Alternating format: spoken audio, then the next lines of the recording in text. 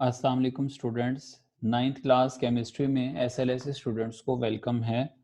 बेटा, जिस तरह से आप लोगों को मालूम है कि हम आपके साथ एक्सरसाइज कर रहे थे और 4 यूनिट की एक्सरसाइज हम कर रहे थे और 4 यूनिट की एक्सरसाइज में शॉर्ट क्वेश्चन आंसर्स हम तकरीबन 11 तक जो है what is a triple covalent bond तक कर चुके थे आप हमारी पिछली क्लास में। आज हमारा जो क्वेश्चन है वो है what is difference between polar and non polar covalent bonds, explain with one example of each. आपको याद होगा मैंने आपको बताया था कि एक पोलर बॉन्ड्स होते थे, पोलर कोवलेंट बॉन्ड्स, और एक नॉन पोलर कोवलेंट बॉन्ड्स होते थे। बेटा, पोलर कोवलेंट बॉन्ड्स वो होते थे जिनमें पोल्स जनरेट होते थे इलेक्ट्रोनेगेटिविटीज के डिफरेंस की वजह से, और नॉन पोलर कोवलेंट बॉन्ड्स वो थे जिनमें कोई पोल्स जब सेम टाइप ऑफ न्यूक्लियाइज जो है वो रिएक्शन करते थे तो उस वक्त नॉन पोलर बनते थे। शाबाश, राइट कीजिएगा। मैं आपको डिक्टेट करवा देता हूँ। बच्चों, आप एक लाइन लगाएंगे सेंटर में और एक तरफ लिखेंगे हेडिंग ऊपर टॉप पे नॉन पोलर कोवलेंट बॉन्ड और दूसरी साइड पे लिखेंगे पोलर कोवलेंट बॉन्ड। शाबाश। क्वेश्चन नंबर 12 है शॉर्ट में जी। नॉन पोलर कोवलेंट बॉन्ड में लिखिए it is a bond formed between two similar atoms और ब्रैकेट में लिखेंगे होमो एटम्स। शाबाश। इसी के अगेंस्ट सामने पोलर कोवलेंट बॉन्ड वाले खाने में लिखें it is a bond formed between two different types of atoms, bracket में लिखेंगे हेट्रो एटम्स। सेकेंड पॉइंट लिखिए नॉन पोलर में the shared pair of electrons is attracted by both the atoms equally, और polar covalent bond में इसके against लिखिए the bond pair of electrons will not be attracted equally by the bonded atoms। शाबाश। Third लिखिए non polar में नीचे examples comma the bond formation in hydrogen H2 comma Cl2 comma O2 comma N2, ठीक है, etcetera, hydrogen, chlorine, oxygen and nitrogen. Polar covalent bond के examples क्या क्या हैं? थर्ड पॉइंट उसका भी लिखें examples comma the bond formation in HCl comma HF comma H2O water. ये 12 क्वेश्चन का आंसर हो गया, ठीक है। 13 क्वेश्चन है हमारे पास, आपके सामने एक्सरसाइज खुली हुई है। Why does a covalent bond become polar? Covalent bond polar क्यों बन जाता है? बताया था मैंने आपको इलेक्ट्रोनेगेटिविटी की डिफरेंस की वजह से हाई इलेक्ट्रोनेगेटिविटी एलिमेंट्स क्या करते हैं, इलेक्ट्रॉन्स को या इलेक्ट्रॉन्स के पेयर को अपनी जानिब ज्यादा अट्रैक्ट करते हैं, जिसकी वजह से क्या होता है, पोल्स जनरेट होते हैं। आंसर लिखिए इसका 13 शॉर्ट। ये बहुत आता है बोर्ड में, 2014 में आया, 2015 में आया, 2018 में भी ये क्वेश्चन आ चुका है बोर्ड में। When there is difference in the electronegativities between two covalently bonded atoms, comma, there will be unequal attraction for the bond pairs of electrons between such atoms, full stop. More electronegative atoms get partial negative का sign बनाएं, आपको पता है कैसे लिखते हैं, पढ़ा चुका हूं, and less electronegative gets partial positive का साइन लगाएं आगे ब्रैकेट में। शाबाश, full stop. In this way a covalent bond becomes polar, for example HCl H2O। शाबाश। क्वेश्चन नंबर 14 है what is the relationship between electronegativity and polarity. 14 question ये आ रहा है आपके सामने जी। आंसर लिखिए इसका। Polarity of a covalent bond depends upon the difference of the electronegativities of the bonding atoms, full stop. Greater is the difference in the electronegativities of the bonding atoms, comma, more polar will be the covalent bond। शाबाश। Question number 14 मुकम्मल हो गया। Question number 15 है why does ice floats on water, ये भी बताया था मैंने आपको कि बर्फ जो है वो पानी के ऊपर क्यों तैरती है बच्चों। बर्फ इस वजह से तैरती है एसएलएस स्टूडेंट्स कि बर्फ जो है उसकी जो डेंसिटी होती है वो पानी से कम होती है। पानी की जो डेंसिटी होती है वो 1 होती है और जो बर्फ होती है उसकी डेंसिटी होती है 0.917 हमने आपको पढ़ाया था जब आप यूनिट पढ़ा रहे थे। लेस डेंसिटी की वजह से जो आइस होती है वो वाटर के ऊपर फ्लोट करती है। इसका आंसर लिखिएगा शाबाश।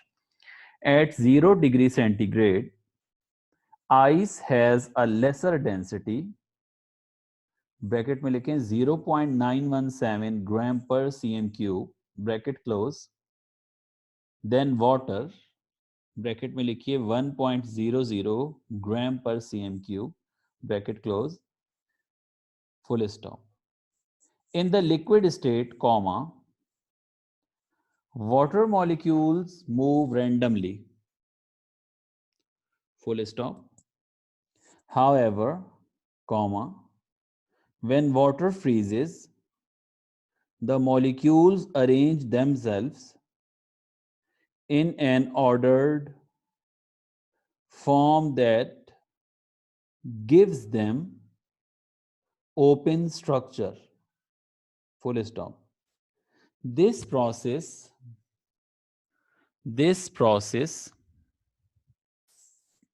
expands the molecule that results in ice being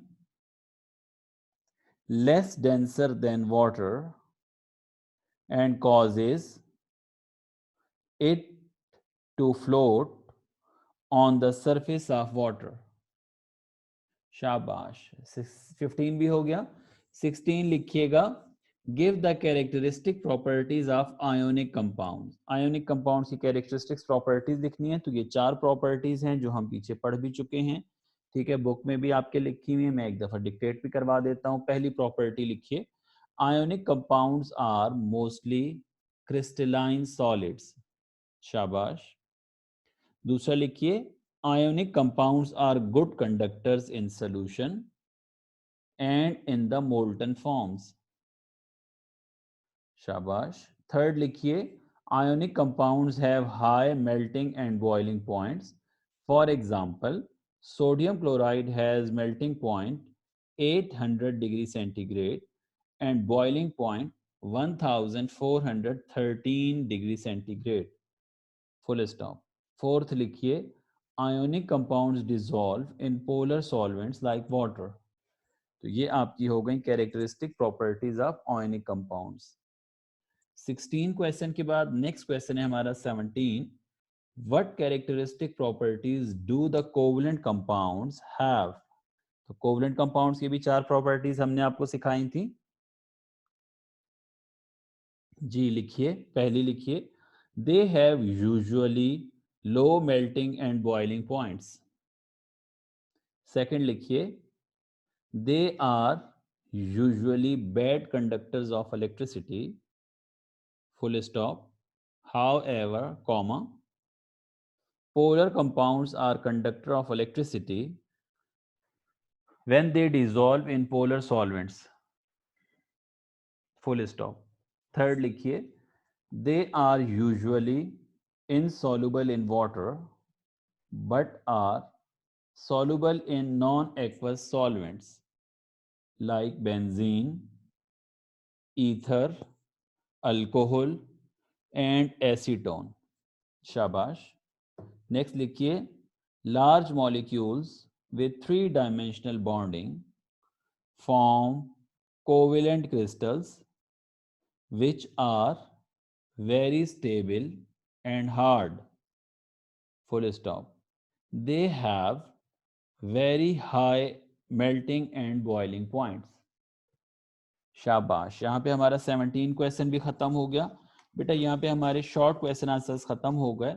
अब हम देखते हैं कि इस एक्सरसाइज के लॉन्ग क्वेश्चंस कितने हैं। तो लॉन्ग 7 हैं, ठीक है। तो पहला क्वेश्चन हमारे पास लॉन्ग देखिए, what is an ionic bond, discuss the formation of ionic bond between sodium and chloride, chlorine atom. तो ये आप खुद लिख सकते हैं, अपनी बुक्स ओपन करेंगे आप लोग और आयोनिक बॉन्ड का जो पूरा टॉपिक है उसके पहले डेफिनेशन लिखेंगे, फिर एग्जांपल देंगे और फिर फिगर भी बनाएंगे, ठीक है, मैं आपको यहाँ पे दिखा भी देता हूँ आपकी बुक पे कि आपको आयनिक बॉन्ड जब हमने पढ़ाया था तो वो आयनिक बॉन्ड जो है वो